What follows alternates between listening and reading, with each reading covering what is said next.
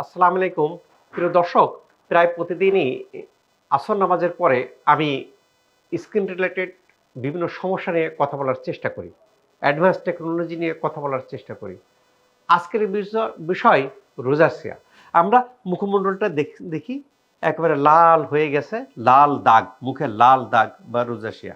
দেখেন খুব লাল হয়ে গেছে। হ্যাঁ, ট্রিটমেন্ট শুরু করুন। এই যে রোজাসিয়াটা কি হয়? আমরা ছবি একটা দেখতে পারি যে এটা শুধু ওরকম হয় তা না, এটা এরকম হতে পারে।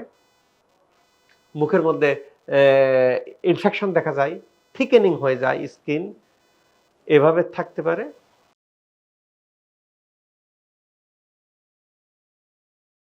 এই যে এভাবে থাকতে পারে।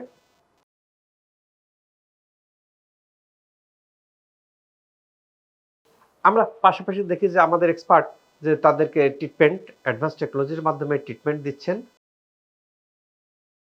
অর্থাৎ যে কথাটা বোঝা গেল যে রোজাসিয়াটা আমাদের মুখমণ্ডল লাল দাগ হয়ে যায়।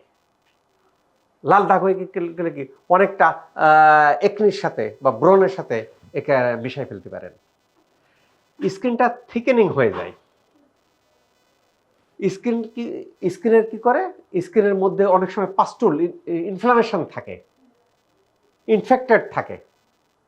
তাহলে এই যে জটিলতাগুলো থাকে, তার আগে বলে রাখি যে স্কিনের যত রকম সমস্যা আছে না কেন অ্যাস্থেটিক পারপাজে তার ট্রিটমেন্টের ব্যবস্থা শশী হাসপাতাল স্কিন কেয়ার ইউনিটে। এখানে যত রকমের লেজার আছে ওয়ার্ল্ডে, সব ধরনের লেজার এখানে আছে। এখানে অ্যাডভান্স টেকনোলজি আছে, এখানে ফটোথেরাপি আছে, যার মাধ্যমে যে রোগের ক্ষেত্রে যে চিকিৎসা দিতে হবে সেখানে সেই মেশিন ইউজ করা হয়। আজকে কিন্তু আমরা এই যে ফটোথেরাপির মাধ্যম দিয়ে আমরা যে রোজেশিয়া অর্থাৎ মুখের যে লাল দাগ তাকে নন ইনভেসিভ ট্রিটমেন্টের মাধ্যমে এটা ভালো করার চেষ্টা করতেছি।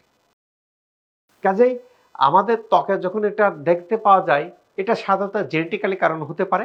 তবে এনভায়রনমেন্ট ফ্যাক্টর বিশাল গুরুত্বপূর্ণ ভূমিকা পালন করে। সান এক্সপোজার এটাকে বাড়িয়ে দেয়, এর মাত্রাকে, রোজেশিয়ার মাত্রাকে বাড়িয়ে দেয় এবং সেক্ষেত্রে ইনফ্লামেশন দেখা দিতে পারে।